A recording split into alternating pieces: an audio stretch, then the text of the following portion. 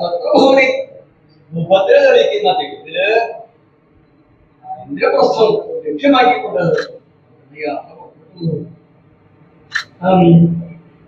എന്താ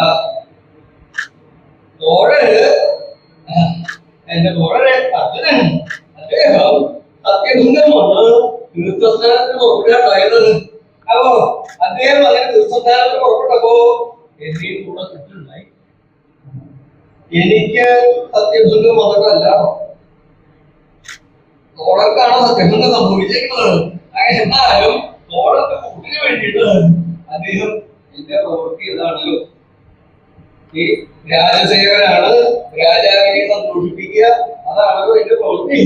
അപ്പോ എന്തായാലും അദ്ദേഹത്തിന്റെ കൂടെ എന്റെയും കൂടെ കുട്ടി അങ്ങനെ തീർത്ഥസ്നാനത്തിനായിട്ട് പുറപ്പെട്ട് തീർത്ഥസ്നാനം ചെയ്ത് അവസാനം സംവത്സരാവസാനത്തില് ദ്വാരകയുടെ സമീപ പ്രദേശത്തുള്ള പ്രഭാസ തീർത്ഥത്തിന്റെ അവിടെ എത്തിയെന്ന് മാത്രമല്ല, അന്നത്തെ തീർത്ഥസ്നാനമൊക്കെ കഴിഞ്ഞ് അവിടെ കഴിച്ചു കൂട്ടി പിറ്റേ നാൾ പ്രഭാതമായിട്ട് യാത്ര തുടരാം എന്ന് കണക്കാക്കി അങ്ങനെ ഇരിക്കുന്ന സമയത്താണ് അവിടെ ഒരു വിദ്വാൻ ഉണ്ടായി.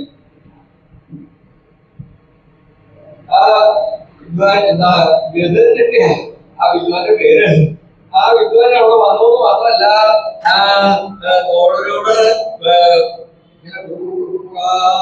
പറയാനായിട്ട് തുടങ്ങി. ശ്രദ്ധിച്ചു നോക്കിയപ്പോ സപ്തഭവതി സുഭദ്രയെ കുറിച്ചിട്ടാണ് കേമായിട്ട് അങ്ങനെ പറയുന്നത്. എന്തിനാ പറയണോ, നേരം പ്രഭാതമാകുന്നത് വട്ടമായപ്പോഴേക്കും ആ വിദ്വാൻ കഴിച്ചു പോയി ചെയ്തു. പോയി കഴിഞ്ഞപ്പോ പിന്നെ തോഴർക്ക് ഒരേ വിചാരമായി, സുഭദ്ര സുഭദ്ര എന്നുള്ള ഒരൊറ്റ വിചാരം. എന്ന് മാത്രമല്ല, ആ സുഭദ്രയെ ലഭിക്കാനായിട്ട് എന്താ മാർഗം, എന്താ ഉപായം തോഴനെ ചിന്തിക്കാൻ തുടങ്ങി. അങ്ങനെ ഉപായങ്ങൾ ചിന്തിക്കുമ്പോഴൊക്കെ എന്താണാവുന്നത്, അപായാവുന്ന മട്ടായിരിക്കും. അങ്ങനെയായിട്ട് എന്താ വേണ്ടത് നേരെ ആലോചിച്ചു. എന്തായാലും സുഭദ്രയെ ലഭിക്കാതെ കൊണ്ട് തനിക്ക് സ്വസ്ഥത ഇല്ല എന്നുള്ള മട്ടായി തോഴര്. പറയണോ, അങ്ങനെയായിട്ട് തോഴനോട് പറഞ്ഞു,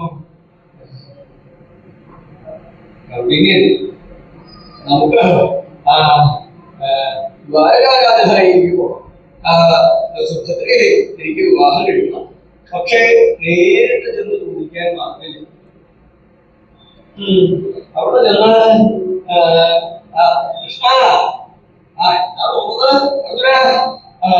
അല്ല എനിക്ക് സഹോദരി സുഭദ്രയെ വിവാഹം ചെയ്താൽ പ്രകൃതിയാണുണ്ട്, അങ്ങനെ മോഹമുണ്ട്. എന്തിനാ ഒരുക്കിയെ കഴിച്ചിട്ടുണ്ടേ അഞ്ചെണ്ണം കൂടിയിട്ടല്ലേ കൊണ്ട് നടക്കുന്നത്, അവളെ കൂടി ഇണയാക്കാൻ വേണ്ടിയിട്ടാ ചോദിച്ചു കഴിഞ്ഞാൽ ചിലപ്പോ കാര്യം. അപ്പോ അത് നോക്കിയില്ല, തരാകാരുടെ മാർഗമില്ലേ, അത്രമാത്രം മനസ്സില് മോഹം പിടിക്കൽ കഴിഞ്ഞിട്ടുണ്ട്. അപ്പോ എന്താ അതിലൊരു മാർഗം? ഇതുകൊണ്ട് ഞാൻ ഒരു കാര്യം, എന്താ ഭഗവത്ഹിതം അത് അറിഞ്ഞിട്ട് മതി പുറപ്പെടാൻ തീർച്ചയായും. ഭഗവാന്റെ ഇച്ഛ, അദ്ദേഹത്തിന്റെ താല്പര്യം എന്താണ്, ശ്രീകൃഷ്ണന്റെ താല്പര്യം എന്താണ്, അദ്ദേഹം തനിക്ക് അനുകൂലനാണോ പ്രതികൂലനാണോ എന്ന് അറിഞ്ഞതിന് ശേഷം മതി ഇങ്ങനെയുള്ള കാര്യങ്ങൾ പുറപ്പെടുക എന്നുള്ളത് അദ്ദേഹം വളരെ തീർച്ചയാക്കി. എന്താ വളരെ ഈ മാർഗം. അതുകൊണ്ട് അവിടെ വിചാരിക്കുന്നത് വേഷപ്രച്ഛന്നനായിട്ട് പോക, ഈ വേഷത്തിന് കൊണ്ട അവിടെ ചെന്ന് കാര്യങ്ങളൊക്കെ മനസ്സിലാക്കിയിട്ട് മതി എന്നിട്ട് അവ തീർച്ചയാക്കിയിട്ടുള്ളത്. അതുകൊണ്ട് സന്യാസി വേഷം അവലംബിക്കുന്ന ഞാൻ തീർച്ചയാക്കിയിട്ടുള്ളത്. അതിനു വേണ്ടിയിട്ടുള്ള ആ സാധനങ്ങളൊക്കെ സംഭരിച്ചു കൊണ്ടുവരിക.